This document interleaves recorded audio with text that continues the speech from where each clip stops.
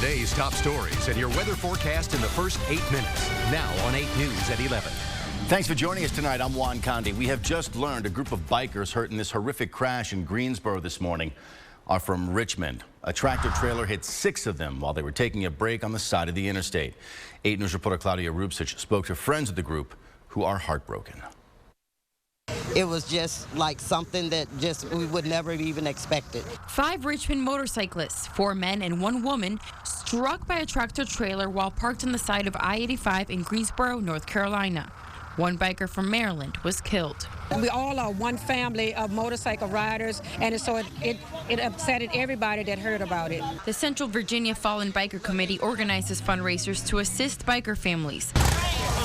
Tonight's funds from their fish fry event will go to the families of the victims in the crash. Amen. Pray God you may wrap your loving arms around them and give them what they stand in the need of. The bikers' names have not been released, but we've learned they all belong to the Black Eagle Riders Club. Black Eagle Riders is a good group motorcycle club, which is nonprofit, and do a lot of work to help others in the community. And now this biker community is standing together, praying they recover quickly. Devastated because I personally know these people, very compassionate, caring, very safe, and I mean really good people. State police believe the tractor trailer driver may have fallen asleep, but the investigation is just beginning.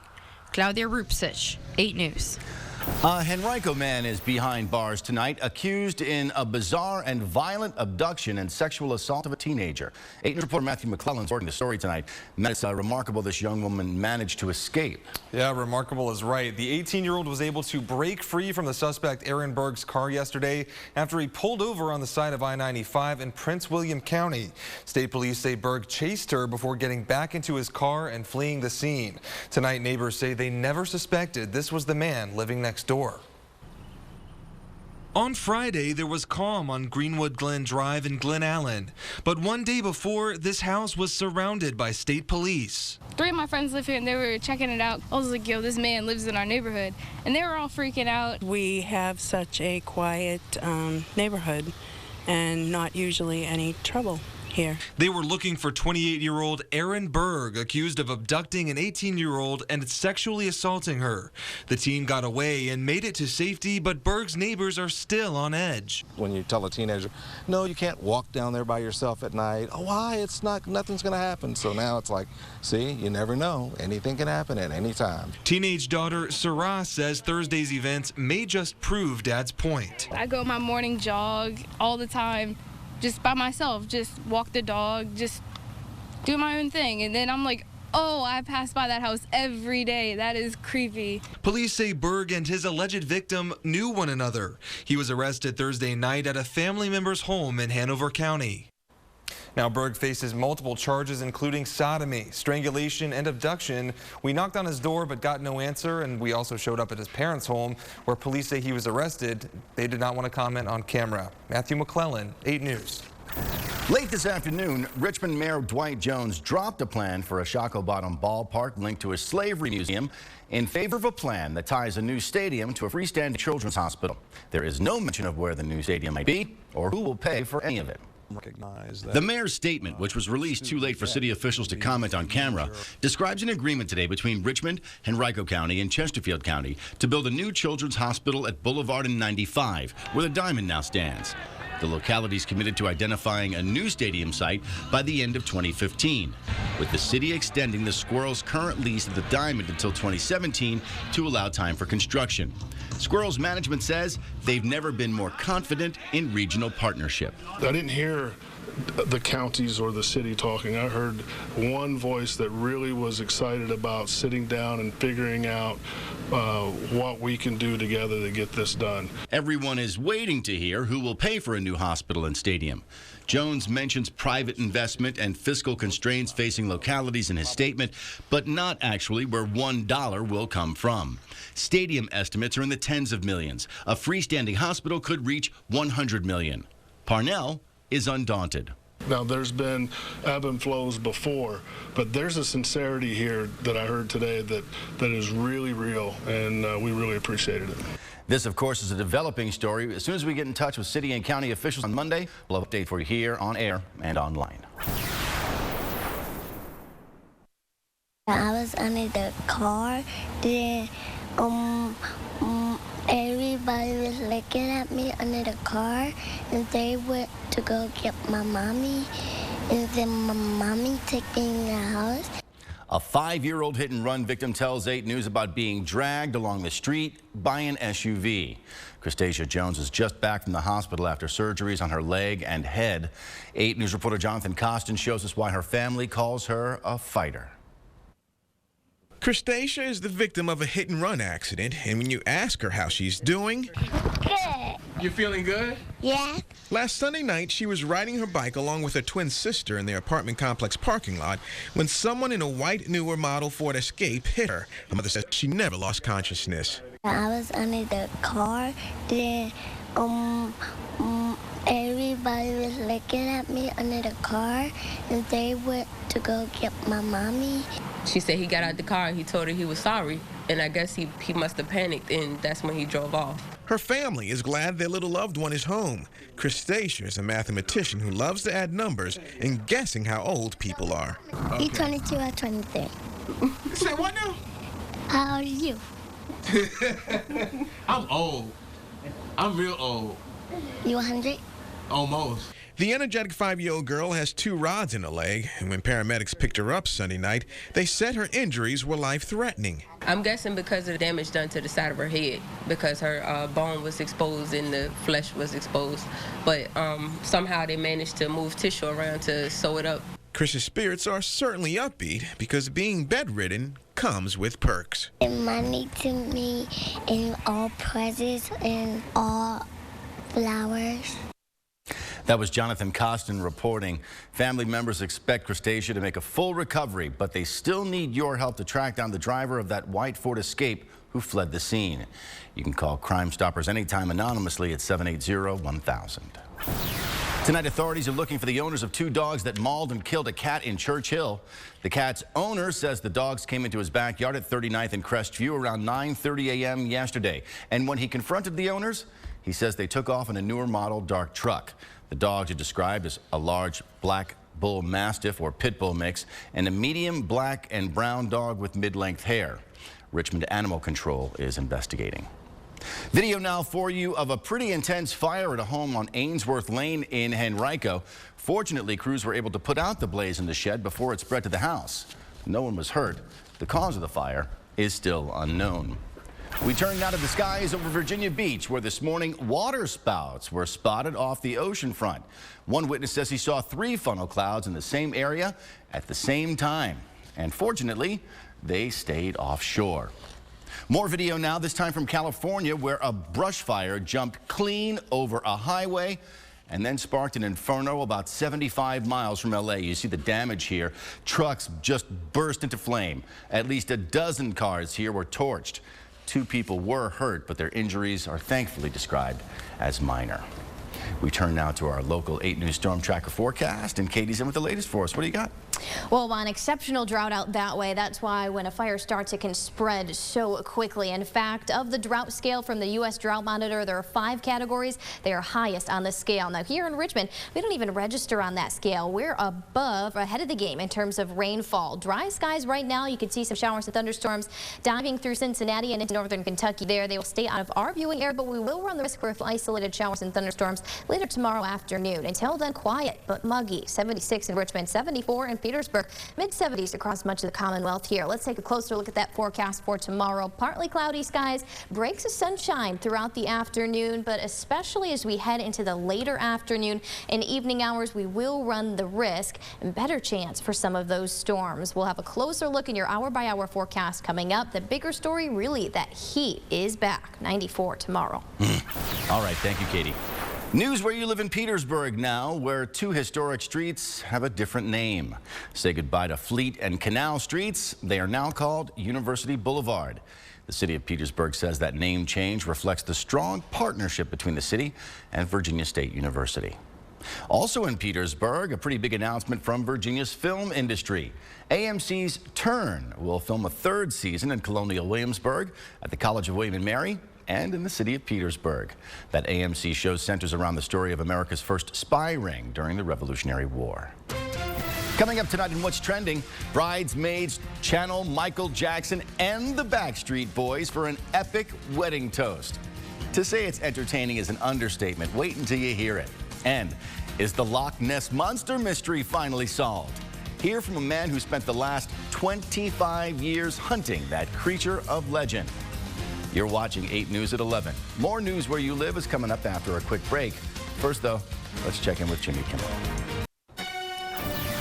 Welcome back. New information now. U.S. Marine Corps recruiters have been ordered not to wear their uniforms at work. That's the result of yesterday's deadly shooting rampage in Chattanooga by a 24-year-old born in Kuwait. And this evening, the FBI is trying to understand what turned a popular, talented young engineer into the suspected shooter who killed 4 Marines and injured 3 others in an assault on 2 military targets. Officials tell ABC News Mohammed Abdulaziz spent 7 months in Jordan last year, and that could have been a turning point. In my experience, is that this was an ISIS-inspired attack. We are exploring all possibilities to include any contacts overseas. In a blog posting this week, Abdulaziz wrote, quote, "Life is short and bitter," end quote. That's in stark contrast to the jovial high school kid friends remember and seen on YouTube. The 4 Marines who were killed will remember tonight at a memorial service in Chattanooga. New at 11, a Norfolk mom and her disabled son are outraged this evening. They claim mistreatment by an airline. RJ, who you see here, has muscular dystrophy and limited control over his body. Sunday, on a U.S. Airways flight, RJ says 2 agents in Detroit dropped him twice while moving him from his wheelchair to his seat on the plane, and then left his legs sticking out into the aisle.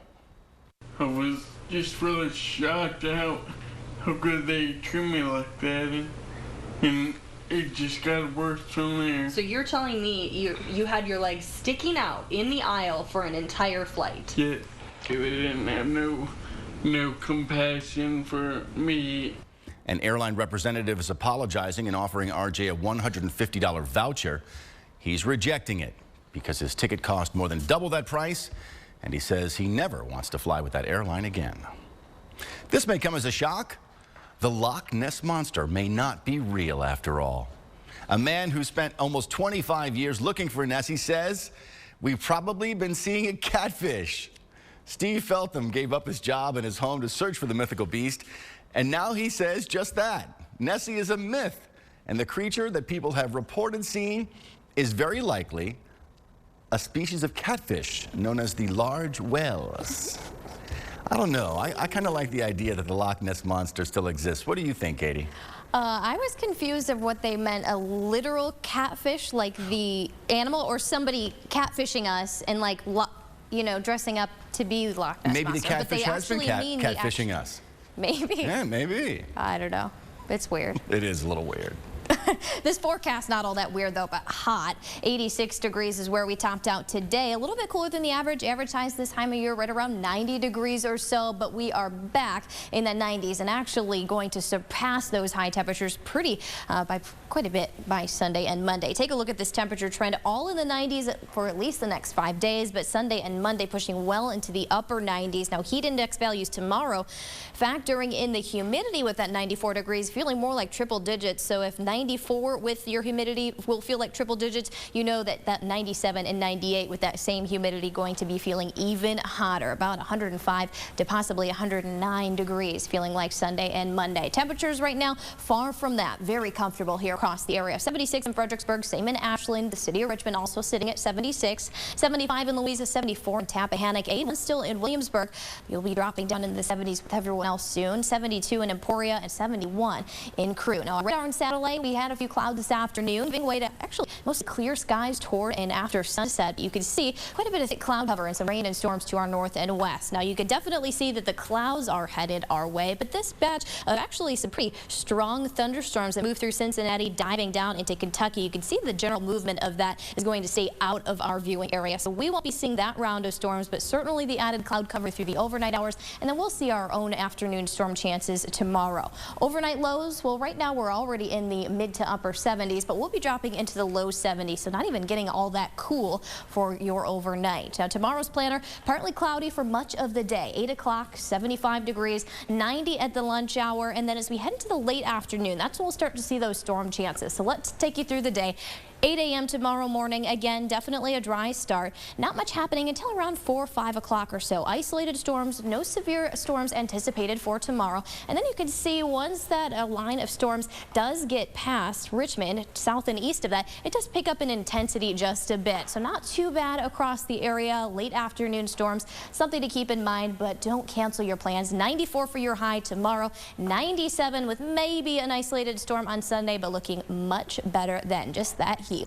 And next week, you have another chance to prize and shine. Starting again on Monday, you could have the chance to win a $500 Visa gift card. All you have to do is watch Good Morning Richmond between 6 and 7 a.m. We'll give you a phone number to call and be the 8th caller. Alrighty, let's see what the chatter is on social media this Friday night. It's time for what's trending, and OMG, it's National Emoji Day. Today is the official day we celebrate those smiley faces and the bag of money that have become so popular in our texting. Why July 17th? Pop out your phone and look at the little calendar. The emoji calendar is always on July 17th. It's the day Apple released the calendar back in 2002. And Johnny picked you from the bunch. One glance was all it took. Now you're married and no one can take a second look. That's Kelsey and Maddie Hallerman, maids of honor at their sister's wedding. Their 5-minute-long epic song medley featuring Michael Jackson, I Want You Back, and the Backstreet Boys, Everybody, is a huge hit. It's hard to be the speaker at a wedding. And the groom and bride in this case were impressed, Mitch. It's not easy to do that. I think it's a lot easier to do that when you got something to do with your hands and there's music and people are sort of laughing, and just standing up there cold with a mic in your hand and being like, remember the time when I was down on my luck on the side of the street and you were there? Love you. I have to say, I like you doing both. It's hard. It's hard. You're good at both. If you got a song, you know, the song makes it a little easier. Even, right? if you forget what to say, it's Michael Jackson. Everybody loves Michael Good Jackson. stuff. Up next, the English Premier League comes to City Stadium. Wait until you hear how many people Lee Cowlishaw is expecting. Welcome back. It's time for the 8 Sports Report. Way back in April, the Squirrels and Curve were postponed due to rain, so tonight we got a doubleheader at the Diamond. In Game 1, it's Hokie night at the Diamond, and another VT surprise awaits after these highlights. First inning, Mitch Delfino grounds one to second. That's going to score a runner from third. Looks like he's out, but Aguasil argues, well, he's still out. All right, next batter is Ricky Oropesa. He keeps cracking up RBIs, what we call ribbies. He's going to drive in Rondo Moreno. The Squirrels win 2-0, and they take the Game 1 2-0 as well. In Game 2, Matt Gage made his Squirrels debut on the mound and promptly got scored on immediately. Altoona jumps out to a 1-0 lead. They score first this time. In the fourth, though, Richmond gets it back. With 2 outs and a runner in scoring position, it's Oropesa again. He fools the first baseman, and Devin Harris scores. We're tied at 1. Next batter, Angel Beltre breaks his bat, but he's hustling down the line. He beats out the throw, and Delfino scores, and the Squirrels win 2-1 to sweep this doubleheader. And right before Game 2, Virginia Tech defensive coordinator Bud Foster threw out the first pitch. In 51 days, the Hokies will take Lane Stadium Field to play defending national champion Ohio State. We haven't had to say much. Our kids are really motivated, and you know, I know we had a big win against them last year. We're really excited about Ohio State, the Buckeyes coming into town. Less than 48 hours from the biggest friendly of the season at City Stadium. The English Premier League returns, and if last year is any indication, this year's game will be even bigger, faster, and better. 8 Sports anchor Chip Briere has more. Last year's bout with Crystal Palace packed the seats. A fantastic game. It's an energy and a buzz in the crowd. With the EPL returning on Sunday, City Stadium will go from white to bleeding red. It's massive for us. I mean, it continues to improve every year for us. It's just pretty cool to feel that the type of atmosphere that you see in some of the other environments around the world. The match set a record for attendance. This year versus West Bromwich Albion expected to be broken again. 20, 50,000, I mean, it's just a regular day. More are expected to don the red, and it could tip the scale in Richmond's favor. When there's an atmosphere like that, it just adds an extra energy, an extra just couple percent, you know, that you can give out on the field. With the stadium scrubbed, the tickets sold, and the players hyped, this is an easy one to get excited for. David might prevail over Goliath this time. More than ever this year, we'll have that ability to try and make sure that we can be competitive and maybe get a surprise win. Great Sports, I'm Chip Briere. Kickoff is 5:30 on Sunday. That's it for sports. I'm Mitch Carr, and we wish you good luck with the lottery. And one last look at that 8-day forecast. Remember, tomorrow the heat is back, 94 for our high. Partly cloudy, but we will see isolated afternoon storm chances. Things pick up in intensity around dinner time, 6 p.m. or so, and then southeast of the city of Richmond. That's where the heavier rain and storms will be. The rest of us just seeing a few isolated storms. Sunday mostly dry. There's a slight little chance for a storm in the afternoon, but still relatively quiet. Cranking up the heat, upper 90s, 98 degrees on Monday. Heat index value is going to be well into the triple digits starting tomorrow, and you can see we're not getting a break from the 90s and the storm chances this week. That is sweltering, but hey, it's summer in Richmond. Dress cool and keep an umbrella in your car. That's going to do it for 8 News at 11. For Katie and all of us here at 8 News, I'm Juan. Have a great weekend.